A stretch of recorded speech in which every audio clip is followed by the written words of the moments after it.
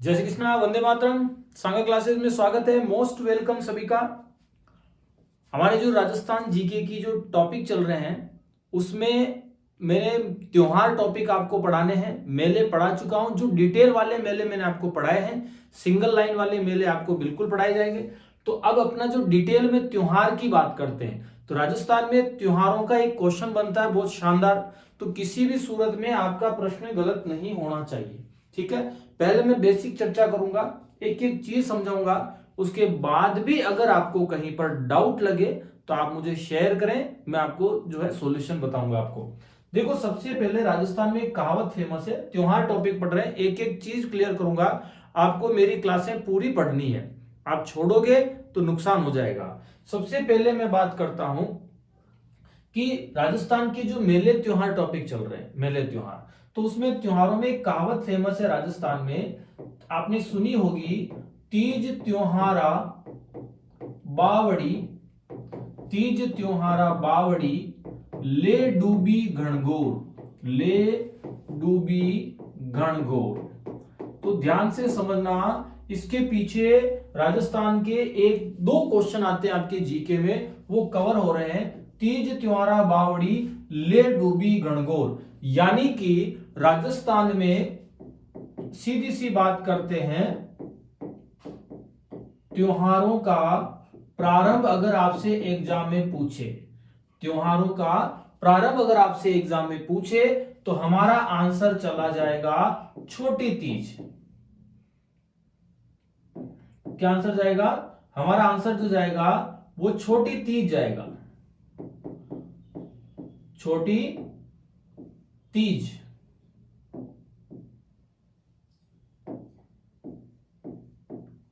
और छोटी तीज को हम बोलते हैं श्रावणी तीज, श्रावणी तीज, ठीक है। और श्रावणी तीज जो आती है वो आती है श्रावण शुक्ल तृतीया, श्रावण शुक्ल तृतीया को जो आती है वो छोटी तीज आती है। और राजस्थान में त्योहारों का प्रारंभ छोटी तीज से माना गया, यानी कि बावड़ी शब्द यहां पर कुएं बावड़ी से रिलेटेड नहीं है, यहां पर बावड़ना यानी कि त्योहारों को लेकर आना, तो बावड़ी शब्द उससे रिलेटेड है। त्योहारों का प्रारंभ छोटी तीज से माना जाता है, यानी कि श्रावणी तीज से माना जाता है। ध्यान से समझना, अगर मैं आपसे चर्चा करूं, छोटी सी बात की चर्चा करें, अगर आपसे पूछे नव वर्ष का प्रारंभ, नव वर्ष का प्रारंभ जो है हिंदू कैलेंडर के अनुसार हम बात करते हैं चैत्र माह में होता है। कौन से महीने में होता है? चैत्र महीने में होता है। लेकिन याद रखना, चैत्र महीने में आप हिंदी कैलेंडर में जहां से भी आप लेते हो उसमें आप देखना कि कोई भी हिंदी वर्ष है उसमें दो पक्ष आते हैं। कितने पक्ष आते हैं? दो पक्ष आते हैं। दो पक्ष में सबसे पहले कृष्ण पक्ष आता है, उसके बाद शुक्ल पक्ष आता है। तो नव वर्ष का प्रारंभ जो है चैत्र महीने में, ठीक है, शुक्ल पक्ष में होता है। यानी कि चैत्र महीना कृष्ण पक्ष चल जाएगा, उसके बाद भी 15 दिन निकलेंगे, तब तक हमारा नव वर्ष नहीं माना जाएगा। हमारे नव वर्ष माना जाता है शुक्ल पक्ष में माना जाता है, उसको हम बोलते हैं चैत्र शुक्ल एकम। यानी कि एकम की जगह आपसे प्रतिपदा भी आ सकता है, प्रश्न गलत नहीं करना है।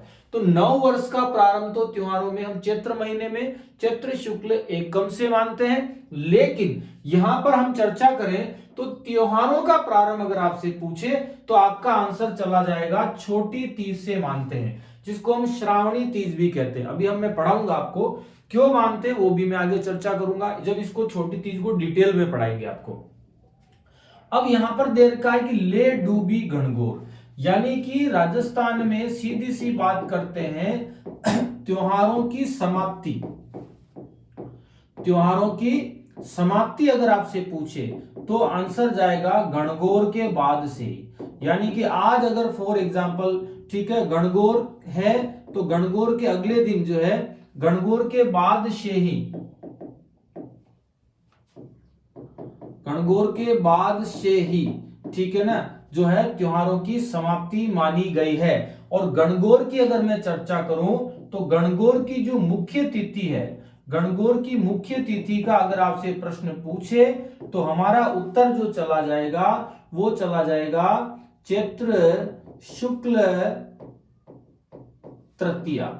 ये गणगौर की मुख्य तिथि है और चैत्र शुक्ल तृतीया से ही त्योहार, इसके जस्ट अगले दिन से त्योहारों की समाप्ति मानी जाती है। वापस छोटी तीज तक राजस्थान में जो है त्योहार नहीं आते, छोटी तीज से वापस त्योहारों का प्रारंभ हो जाता है। लेकिन याद रखना, नव वर्ष का प्रारंभ चैत्र शुक्ल एकम से माना जाता है।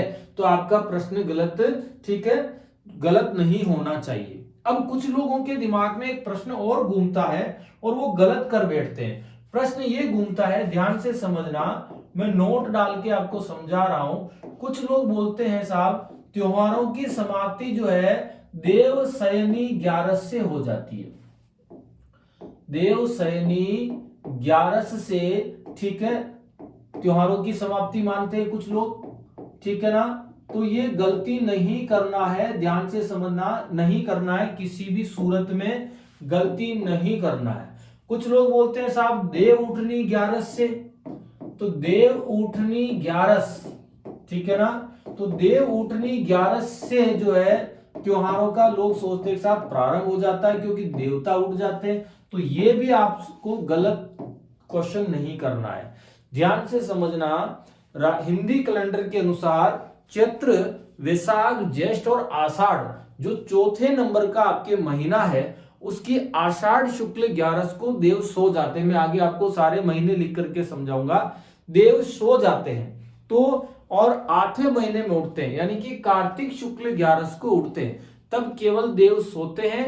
उस समय इस देव शयनी 11 से लेकर के देव उठनी 11 तक राजस्थान में केवल मांगलिक कार्य नहीं होते हैं, केवल मांगलिक कार्य नहीं होते हैं, यानी कि शादी सगाई नहीं होते हैं। क्या मेरी बात समझ गए क्या? और शादी सगाई नहीं होते हैं, बाकी सारे कार्य संपन्न होते हैं, ध्यान रख लेना। समझ में आ गया क्या? कुछ मकान के नांगल भी नहीं होते, बहुत सारे लोग जमीन भी नहीं खरीदते हैं, तो वो चीजें। बाकी तो त्योहार देव सो रहे हैं फिर भी त्योहार मनाए जाते हैं। मैं एग्जांपल दे रहा हूं, देव शयनी 11 जो आती है आषाढ़ महीने में आती है, ठीक है, चौथे नंबर का महीना कब आती है? आषाढ़ में। देव उठनी 11 आती है कार्तिक में। जब आषाढ़ में देवता सो रहे हैं, चौथे महीने में सो रहे हैं और कार्तिक 8वें महीने में उठ रहे हैं, तो अगर देवता सोने के बाद अगर त्योहार नहीं माने गए तो सोचो कि राजस्थान में जो इन चौथे और 8वें महीने के बीच में भाद्रपद महीना आ रहा है जो 6ठे नंबर पर है, तो राजस्थान में तो भैया सबसे ज्यादा त्योहार भाद्रपद में आते हैं। तो फिर भाद्रपद में तो एक भी त्योहार नहीं होना चाहिए। समझ में आ रहा है क्या? तो मेरी आपसे आग्रह है, राजस्थान में त्योहारों की समाप्ति गणगौर से माने और त्योहारों का जो प्रारंभ है वो कब से माने हम लोग? ठीक है, छोटी तीज से माने। देव शयनी, देव उठनी 11 से इन त्योहारों की समाप्ति को और प्रारंभ से नहीं गिने। यहां पर गलती नहीं करनी है, सबसे समझ में आ रहा है। उसके बाद हम बात करते हैं अगला कि राजस्थान में त्योहारों का ये सारी चीजें हो गई। अगर आपसे प्रश्न आ जावे, अगर आपसे प्रश्न आ जावे कि राजस्थान में, प्रश्न आ जावे कि राजस्थान में जो है महिलाओं का सबसे लोकप्रिय त्योहार कौन सा है, क्या आ जावे? महिलाओं का, मैं बहुत धीरे पढ़ा रहा हूं, आपका प्रश्न गलत नहीं होना चाहिए। महिलाओं का सबसे लोकप्रिय त्योहार कौन सा है? तो ध्यान से समझना, हम त्योहार पढ़ रहे हैं तो ये कमेंट बॉक्स में डालें। मैं आपको 4 ऑप्शन दे देता लेकिन मेरे पास यहाँ पर स्पेस नहीं बचा है, फिर भी मैं बोल के आपको आप थोड़ा सा हिंट दे दीजिए, कमेंट बॉक्स में डाल सकते हैं कि महिलाओं का लोकप्रिय त्योहार कौन सा है। जैसे गणगौर पहला ऑप्शन, दूसरा है करवा चौथ, तीसरा है छोटी तीज, चौथा है बड़ी तीज। तो छोटी तीज, बड़ी तीज, गणगौर, करवा चौथ, तो आप कमेंट बॉक्स में डाल सकते हैं। बहुत सारे लोग जो हैं कंफ्यूज हो जाते हैं, ठीक है, तो यहां पर भी कंफ्यूज नहीं होना है। लोग करियाते साहब पेपर में आए महिलाओं का लोकप्रिय त्योहार कौन सा है, ठीक है, आंसर क्रिया है साहब करवा चौथ, ठीक है, आंसर क्रिया है साहब गणगौर। तो महिलाओं का सबसे लोकप्रिय त्योहार है वो है छोटी तीज। कौन सा है? छोटी तीज। किसी भी सूरत में आपको गलत नहीं करना है। अब ये छोटी तीज महिलाओं का लोकप्रिय त्योहार क्यों है? इसको भी मैं छोटी तीज आगे पढ़ाने वाला हूं, उसमें मैं आपको सारा एक्सप्लेन करूंगा, तो प्रश्न गलत नहीं होने दूंगा आपका। मेरी आपसे एक विनती है, बहुत सारे स्टूडेंट पढ़ते हैं साहब हमारे को तो सब कुछ ये चीजें पढ़नी है, ये पढ़नी है, लेकिन राजस्थान जीके जो है हमारे को आता है। जब आता है तो फिर एग्जाम में क्यों नहीं आता है, और जब एग्जाम में आ जाता है तो फिर एग्जाम में गलत क्यों आता है? राइट आंसर करना चाहिए ना। जब आंसर की आती तब पता चलता है इतना इजी क्वेश्चन गलत हो गया, फिर हम करते हैं मचक मचक। तो ये सारी सिचुएशन पैदा नहीं होनी चाहिए, ठीक है ना। कभी भी कोई भी कंपटीशन का एग्जाम देते हो तो आपको जो है ओवर कॉन्फिडेंस में नहीं जाना चाहिए, ठीक है ना। अच्छे से तैयारी करो, जो चीज आपको आती है फिर भी उसको एक बार थोड़ा सा नजर डालें और कॉन्फिडेंस में नहीं रहे, तो ये गलत कर जाते हैं स्टूडेंट्स बहुत सारे। तो आशा करता हूं एक छोटी सी बारीकी से ये मैंने आपको एक बेसिक चीज समझाई, यहां तक क्लियर हो गया होगा। उसके बाद अपन एक एक त्योहार की भी चर्चा करेंगे, सारी चीजें। हाँ, एक क्वेश्चन और आ रहा है, वो अभी मैं यहां पर आपको समझाऊंगा नहीं, थोड़ा समय लगेगा उसको समझाने में।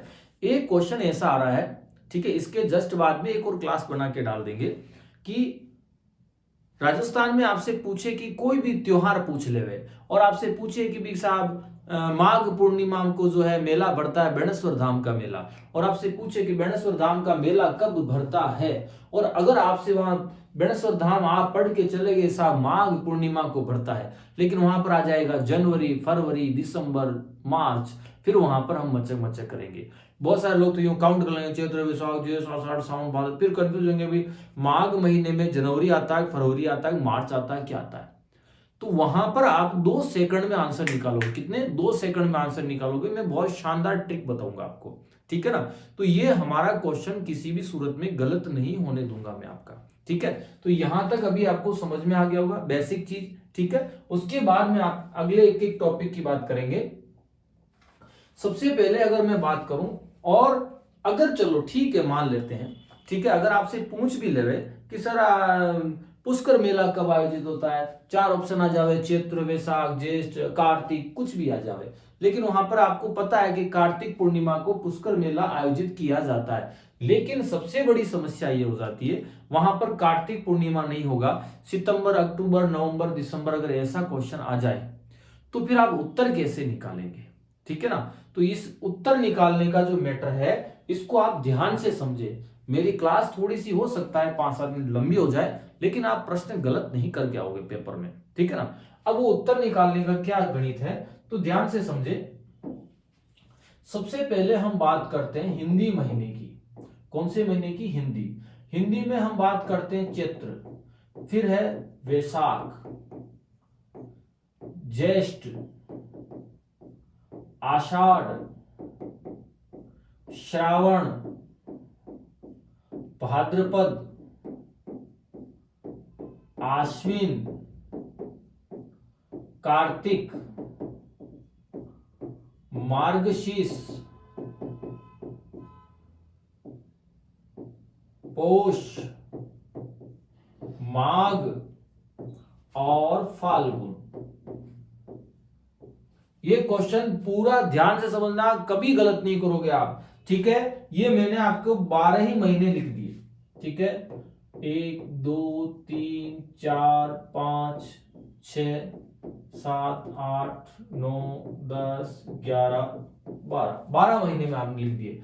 अब आपके सामने समस्या आती है कि इसके सामने, इनके सामने हिंदी का, अंग्रेजी का कौन सा महीना है। जब आपको अंग्रेजी का महीना निकालना आ जाएगा तो आप उत्तर भी निकाल लोगे, ठीक है। उससे पहले एक बेसिक चीज मैं आपको क्लियर कर देता हूं कि जो हिंदी का महीना होता है, हिंदी माह होता है कैलेंडर के अनुसार, उसमें हम एवरेज 30 दिन मानते हैं। कितने दिन मानते हैं? 30 दिन मानते हैं एवरेज, ठीक है। अब वो 30 दिन आते हैं ना, तो इस 30 दिन में हम 2 पक्ष पढ़ते हैं। कितने पक्ष पढ़ते हैं? 2 पक्ष पढ़ते हैं। पहला आता है कृष्ण पक्ष। कौन सा आता है? कृष्ण पक्ष। और दूसरा आता है शुक्ल पक्ष। कौन सा आता है? शुक्ल पक्ष। ध्यान से समझना, यहीं से मैं आपका एक प्रश्न क्लियर करा दूंगा, जीवन में कभी गलत नहीं करोगे। शुक्ल पक्ष, कृष्ण पक्ष हो गया, शुक्ल पक्ष हो गया। अब हम बात करते हैं अगर कृष्ण पक्ष की, तो कृष्ण पक्ष जो है वही एकम से लेकर के 15 दिन तक चलता है, और लास्ट दिन जो है इसका कौन सा? लास्ट दिन जो है वो माना जाता है अमावस्या। कौन सा माना जाता है? अमावस्या माना जाता है। शुक्ल पक्ष में एकम से लेकर 15 दिन तक लास्ट पक्ष माना जाता है पूर्णिमा। कौन सा माना जाता है? पूर्णिमा। क्या सुना गया? यानी कि ये 15वां दिन पूर्णिमा है, ये 15वां दिन जो है, जरूरी नहीं कि 15 दिन फिक्स हो, कभी कभी आप कैलेंडर देखना, उसमें कभी कभी 15 दिन की जगह 15 दिन की जगह ध्यान से समझना, वहां पर 2 तारीखें मिक्स भी हो सकती है, 2 डबल भी हो सकती है, तो वो एवरेज एडजस्टमेंट हो जाता है। ठीक है ना, उस पर आपको दिमाग नहीं लगाना है, हम कंपटीशन का पेपर दे रहे हैं तो वो चीजें क्लियर करेंगे अपन पहले। तो ये सारी चीजें हो गई। अब ये अपन बात करेंगे, अभी मैं थोड़ा सा इस पे ज्यादा नहीं जाऊंगा, ये चीज समझाने वाली नहीं है। ये जो शुक्ल पक्ष होता है इसको उजाला पक्ष भी कहते हैं। क्या बोलते हैं? उजाला पक्ष भी कहते हैं। ठीक है ना, तो ये अपने को थोड़ा सा ध्यान रख लेना। और इसको शुद्धि भी कहा जाता है। क्या कहा जाता है? शुद्धि भी बोलते हैं। कृष्ण पक्ष है, इसको काला पक्ष कहा जाता है। ठीक है ना, और इसको हम बोलेंगे बुद्धि भी कहेंगे। क्या बोलेंगे? बुद्धि। अभी मैं इस पे ज्यादा चर्चा नहीं करूंगा। ठीक है, अब ये बेसिक चीज मैंने आपको समझा दी। हिंदी के महीने में पहले कृष्ण पक्ष आता है, बाद में शुक्ल पक्ष आता है, इसको भूल जाओ। अब अपने को इधर ध्यान से आना है। आपसे अगर पूछे, देखो मैं एक प्रश्न अभी याद करवा रहा हूं। कौन सा? एक प्रश्न याद करवा रहा हूं। कौन सा प्रश्न? कि आप वो प्रश्न गलत नहीं करेंगे जब हिंदी का कोई भी मेला दे करके हिंदी की तिथि नहीं देके अंग्रेजी के महीने दे देंगे, तो आप 2 सेकंड में आंसर निकालोगे। वही चीज मैं आपको क्लियर करवा रहा हूं। आपसे पहले ये पता होना चाहिए कि हिंदी के महीने के सामने अंग्रेजी के महीने कौन से होंगे। इसके सामने अंग्रेजी के महीने कौन से होंगे? तो अंग्रेजी माह हमेशा याद रखना, हिंदी के महीने में 2 महीने अंग्रेजी के आते हैं। यानी कि हिंदी के महीने के अगर 30 दिन लेवे, अगर हम 30 दिन लेवे, तो यहां पर अंग्रेजी के, ठीक है, 2 महीनों के टोटल 30 दिन लेंगे। किसी एक महीने का 15 दिन 17 दिन तारीखें आगे पीछे चलती है। जैसे अगर मैं बात करूं, आपको मैंने बोला बताओ श्रावण महीने में अंग्रेजी का कौन सा महीना आएगा, तो आपके दिमाग में बस एक चीज क्लियर करना, पहले दिमाग में लो श्रावण कौन से नंबर का? 5वें नंबर का। तो हमारा हिंदी का अगर 5वां नंबर का महीना श्रावण है, तो अंग्रेजी का कौन सा होगा? तो हमारा 5वां है, तो अंग्रेजी का 6ठा महीना छोड़ना है, आगे का 7वां और 8वां लेना है। मेरी बात समझ गई? हिंदी का कौन सा? श्रावण कौन से नंबर का? 5वां। अंग्रेजी का निकालना है, तो अंग्रेजी अपना 5वां है, तो अंग्रेजी का 6ठा छोड़ना है और 7वां 8वां लेना है। तो 7वां 8वें की अगर मैं चर्चा करूं, 7वें 8वें की चर्चा करूं, तो आपको 7वां होगा कौन सा है? जुलाई। जुलाई और अगस्त, यानी कि श्रावण महीने में जुलाई अगस्त होंगे। क्या मेरी बात समझ गई? कंप्लीट है। अगर मैं आपसे पूछूं, बताओ 8वें नंबर का कार्तिक महीना है, 8वें नंबर का कार्तिक, मैं जो गोला कर रहा हूं इसको छोड़ना है, 8वें नंबर का कार्तिक, आपसे पूछे बताओ कार्तिक में महीने में अंग्रेजी का कौन सा महीना आएगा, तो कार्तिक पहले क्लियर करो कौन से नंबर का है? 8वें नंबर का है, नहीं तो काउंट कर लो, चैत्र वैशाख ज्येष्ठ आषाढ़ श्रावण भाद्रपद आश्विन कार्तिक 8वें नंबर का है, तो कार्तिक को आपको छोड़ना है। सॉरी, कार्तिक जो 8वें नंबर का है, तो अंग्रेजी का 9वां नंबर का महीना छोड़ना है, 9वां नंबर का महीना छोड़ना है। बस समझ गई? उसके बाद आपको क्या करना है? आगे के 2 महीने लेने, 10वां और 11वां। यानी कि 10वां हो गया अक्टूबर, अंग्रेजी का कौन सा हो गया? ठीक है, अंग्रेजी का हो गया अक्टूबर। अक्टूबर और 11वां कौन सा हो गया? नवंबर। यानी कि हमारे कार्तिक महीने में अक्टूबर नवंबर महीना आएगा। गलत नहीं करना। मैं आपसे पूछूं सेकंड नंबर का वैशाख महीना है, तो अब वैशाख महीने में अंग्रेजी के कौन से महीने आएंगे? तो आपको क्या करना है? दिमाग लगाना। अंग्रेजी का वैशाख महीना सेकंड नंबर का महीना है, तो अंग्रेजी का कौन सा छोड़ना है? तीसरा छोड़ना है। कौन सा छोड़ना है? तीसरा। और अंग्रेजी का चौथा और 5वां हमें लेना है। यानी कि चौथा हो गया अप्रैल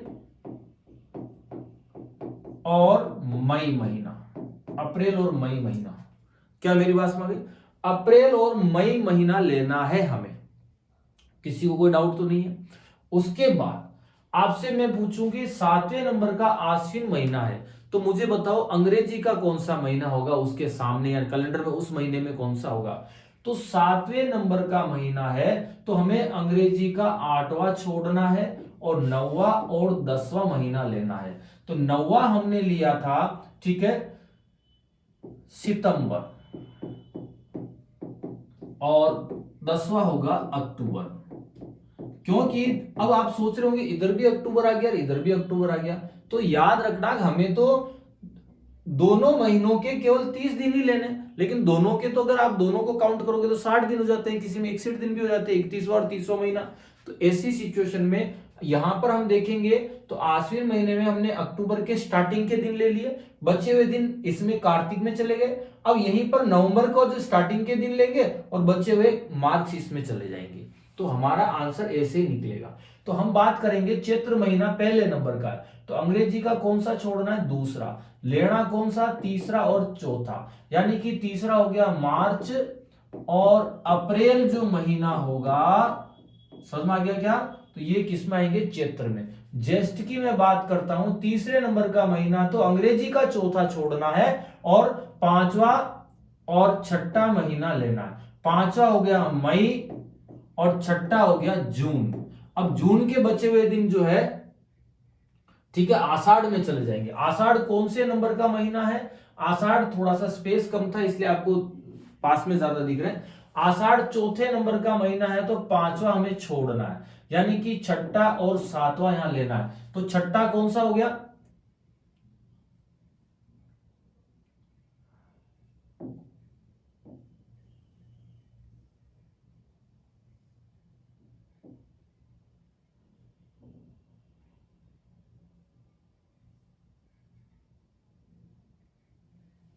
देखो हम बात करते हैं छठा और 7वां लेना है, तो छठा और 7वां लेंगे हम, तो छठा हो गया जून और जुलाई, तो ये यहां पर हमारा एडजस्ट हो जाएगा। ओके, उसके बाद हम बात करते हैं कि भाद्रपद जो छठे नंबर का महीना है, तो 7वां छोड़ना है, 8वां और 9वां लेना है। तो 8वां हो गया अगस्त हो गया और 9वां हो गया सितंबर। अच्छे से समझ में आया होगा मैं क्या समझाना चाह रहा हूं। अब वो प्रश्न आएगा उसकी मैं चर्चा करूंगा, ठीक है। ये तो मैंने एक समझाने के लिए लिया, ये समझाने के लिए लिख रहा हूं, इनकी जरूरत नहीं पड़ती है। थोड़ा सा इस क्लास में समय लगेगा, अगर दिमाग लगा करके पढ़े ना, तो मैं कह रहा हूं एक प्रश्न में अभी आपको बताऊंगा, आप सारे प्रश्न आप खुद आंसर निकालोगे, ठीक है। तो हम बात कर रहे हैं इसका। अब मार्गशीर्ष महीने की बात करें, तो मार्गशीर्ष कौन से नंबर का, 9वां नंबर का है, तो हमें 10वां छोड़ना है, 11वां और 12वां लेना है। तो 11वां हो गया नवंबर, 12वां हो गया दिसंबर, डन। उसके बाद 10वें नंबर का पोष है, तो इसके सामने अंग्रेजी का कौन सा होगा, तो 11वां छोड़ना है, ठीक है, 12वां और पहले नंबर का महीना लेना है, ठीक है, 12वां और पहले नंबर का महीना लेना है। तो 12वां हो गया दिसंबर और जनवरी, डन। उसके बाद आपसे पूछेगा कि माघ में कौन सा आएगा, तो माघ 11वें नंबर का है, तो 12वां छोड़ना है और यहां पर जनवरी और फरवरी लेना है। तो यहां पर आ जाएगा जनवरी और फरवरी लेना है, क्योंकि 12 के बाद 13-14 महीना चलता नहीं है। ओके, और फाल्गुन 12वें नंबर का महीना है, तो आगे का एक छोड़ना है, यानी जनवरी छोड़ना है और आगे के दो लेने हैं, ठीक है, फरवरी और मार्च, दूसरा और तीसरा महीना लेना है। तो आंसर आएगा फरवरी और मार्च। अब आपको थोड़ा सा मुझे इसको लिखाने में समझाने में समय लगा, आप निकाल सकते हैं, फिर भी डाउट हो तो मुझे शेयर करें। अब ध्यान से सुनना, अब आपके सामने प्रश्न ऐसे आएगा। अब मैं प्रश्न बना रहा हूं, गलत नहीं करना है। देखो प्रश्न मैं बना रहा हूं, आपसे पूछे कि राजस्थान में पुष्कर मेला बढ़ता है, क्या पूछेगा, राजस्थान में पुष्कर मेला बढ़ता है। प्रश्न आ गया कि राजस्थान में पुष्कर मेला आयोजित होता है, वहां पर 4 ऑप्शन देगा। ए में देगा साहब सितंबर, बी में देगा अक्टूबर, सी में देगा नवंबर और डी में देगा दिसंबर। ऐसे 4 ऑप्शन आपको देगा। अब हमें पता है, सबको पता है कि पुष्कर मेला बढ़ता है कार्तिक पूर्णिमा को। कब बढ़ता है, कार्तिक पूर्णिमा को बढ़ता है। लेकिन प्रॉब्लम ये हो गई कि कार्तिक पूर्णिमा को जो मेला भरता है, ठीक है, तो हमें तो पूर्णिमा कार्तिक दिया ही नहीं, हमें तो सितंबर अक्टूबर नवंबर दिसंबर दिया। तो अब आपको ये ध्यान रखना कि आपको पता होना चाहिए कि इतना पता कर लो कि पुष्कर मेला कब बढ़ता है, तो आपको पता है कार्तिक महीने में। अब कार्तिक महीने में बढ़ता तो तुरंत दिमाग लगाओ कार्तिक नंबर कौन से नंबर का महीना है, तो दिमाग में आएगा 8वें नंबर का महीना। तो 8वें नंबर का महीना अगर पुष्कर मेला 8वें नंबर के महीने में भर रहा है तो अंग्रेजी का निकालना है, तो 8वां में भर रहा है तो 9वां छोड़ना है, 9वां छोड़ना है और आगे के दो लेने 10वां और 11वां। तो अंग्रेजी का 10वां कौन सा हुआ, अक्टूबर, 11वां कौन सा हुआ, नवंबर। यानी कि हमारा उत्तर यहां पर या तो अक्टूबर होगा या नवंबर होगा, यानी सितंबर दिसंबर तो हो ही नहीं सकता। अब प्रॉब्लम आ गई कि सब दो महीने आ गए, तो दोनों में उत्तर कौन सा बताएं। तो आज के बाद कभी गलत मत करना। आपको क्या करना है ध्यान से समझे कि मेला कब भर रहा है, पूर्णिमा में भर रहा है। बताओ पूर्णिमा कौन से पक्ष में आ रहा है, पहले वाले पक्ष में आता है, बाद वाले पक्ष में आता है, कृष्ण पक्ष में नहीं आता है, पूर्णिमा बाद वाले पक्ष में आता है। दो पक्ष होते हैं हिंदी महीने में, अगर बाद वाले पक्ष में कोई मेला त्योहार आ रहा है तो बाद वाला उत्तर चला जाएगा, यानी कि 2 महीने आ रहे तो अक्टूबर नवंबर। अगर यही मेला कृष्ण पक्ष में पड़ता तो अक्टूबर उत्तर चला जाता है, क्योंकि कृष्ण पहले आता तो अक्टूबर पहले करेंगे। और अगर यही मेला शुक्ल पक्ष में भर रहा है तो हमारा उत्तर जाएगा नवंबर, उत्तर जाएगा। मोस्ट इंपॉर्टेंट क्वेश्चन है। अब मैं आपको थोड़ा सा एक प्रश्न और चर्चा में क्लियर कर देते हैं, फिर आपको जो है किसी भी तरह का जो है, ठीक है ना, हमारा क्वेश्चन आपका जो गलत नहीं होगा। ध्यान से सुने। अब थोड़ा सा एक प्रश्न और दे रहा हूं मैं आपको, प्रश्न ध्यान से समझना। आपसे पूछ लिया बेणेश्वर मेला कब बढ़ता है, आपसे पूछा कि राजस्थान में प्रसिद्ध बेणेश्वर मेला कब बढ़ता है, बेणेश्वर मेला कब बढ़ता है। अब आपको तारीख पता है कि बेणेश्वर मेला माघ पूर्णिमा को बढ़ता है। कब बढ़ता है, माघ पूर्णिमा को बढ़ता है। लेकिन आपको वहां पर 4 ऑप्शन में क्या देगा, ABCD में देगा जनवरी, फरवरी, मार्च और अप्रैल दे देगा साहब। जनवरी, फरवरी, मार्च, अप्रैल दे दिया। अब आपको पता है साहब बेणेश्वर मेला तो भरता है माघ पूर्णिमा को। अब माघ पूर्णिमा को भरता है, लेकिन अंग्रेजी का महीना निकालने में दिक्कत आ रही है। तो आपको कुछ नहीं करना है, आपको सिर्फ एक काम करना है, पता करो माघ महीना कौन से नंबर पे आ रहा है, तो 11वें नंबर पे आ रहा है। यानी कि माघ 11वें पे आ रहा है, उसमें अंग्रेजी के महीने लाने हैं, तो माघ 11वां है तो अंग्रेजी का 12वां छोड़ के आगे के 2 ले लो। तो अंग्रेजी का 12वां छोड़ोगे तो आगे के 2 आएंगे जनवरी और फरवरी, जनवरी और फरवरी। अब इसमें देखो जनवरी और फरवरी, जनवरी ए में है, फरवरी बी में, यानी कि दोनों में से एक उत्तर होगा। अब आप पता करो कि जो माघ पूर्णिमा को मेला भर रहा है वो कौन से पक्ष में आ रहा है, शुक्ल पक्ष में आ रहा है, कृष्ण पक्ष में। अगर शुक्ल पक्ष में आ रहा है तो बाद वाला महीना उतर जाएगा, और अगर कृष्ण पक्ष में आ रहा है तो जनवरी चला जाएगा। तो ये मेला जो है शुक्ल पक्ष में भर रहा है, क्योंकि पूर्णिमा शुक्ल पक्ष में आती है। तो इस प्रश्न के आधार पर जो है उत्तर फरवरी चला जाएगा। एक तेजा जी का मेला और देख लेते हैं, उसके बाद अपन ये टॉपिक फिनिश करेंगे, ठीक है। तो मेरा कहने का उद्देश्य यह है कि आपको प्रश्न गलत नहीं करना है, आपको प्रश्न गलत नहीं करना है, थोड़ा सा आप ध्यान से समझ के करना, प्रश्न आपका राइट होगा। देखो एक प्रश्न और बता रहा हूं मैं आपको जैसे पूछे, थोड़ा सा तेजा जी का मेला निकाल लेंगे, थोड़ा लोगों को कंफ्यूज हो रहा होगा, कृष्ण पक्ष का मेला निकालते हैं। जैसे आपसे पूछ लिया शीतला माता का मेला, कौन सी माता, शीतला माता का मेला, सील की डुंगरी चाकसू लुणियावास में भी बढ़ता है, चाकसू में भी बढ़ता है। तो शीतला माता का मेला मैं यहां लिख देता हूं, इनका मेला बढ़ता है चैत्र कृष्ण अष्टमी को बढ़ता है। तो अब आप पे पहले तो दिमाग लगाओ कि ये चैत्र महीने में भर रहा है, तो चैत्र महीना पहले नंबर का महीना, अंग्रेजी का कौन सा छोड़ना है, 2nd नंबर का महीना, आगे के कौन से लेने, 2 महीने, 3rd और 4th, यानी तीसरा हो गया मार्च और चौथा हो गया अप्रैल। यानी कि हमारा जो उत्तर जाएगा यहां पर आपको 4 ऑप्शन जो भी मिलेंगे, ABCD में मिलेगा दिसंबर, जनवरी, फरवरी, मार्च, ऐसे ऑप्शन आ जावे। ठीक है, अब आपको पता होना चाहिए कि यहां पर प्रश्न दे रखा है कि चैत्र के कृष्ण अष्टमी को भर रहा है, तो चैत्र महीने में कौन सा अंग्रेजी का महीना रहा, मार्च और अप्रैल, कौन से पक्ष में भर रहा है, कृष्ण पक्ष में। तो कृष्ण पक्ष पहले आता है बाद में आता है, तो पहली बात तो इसमें 2 महीने आए, मार्च अप्रैल, तो मैंने यहां पर अप्रैल नहीं लिखा था। बाकी आपका राइट आंसर जो पहले कृष्ण पक्ष में आ रहा है तो उत्तर मार्च चला जाएगा। ओके, तो ऐसे आपको प्रश्न का उत्तर निकालना है, लेकिन शर्त क्या है, शर्त ये रहेगी कि आपको जो है ये कैलेंडर थोड़ा सा दिमाग में, ये सीक्वेंस याद होनी चाहिए, और दूसरा आपको मेले की तिथियां याद होनी चाहिए।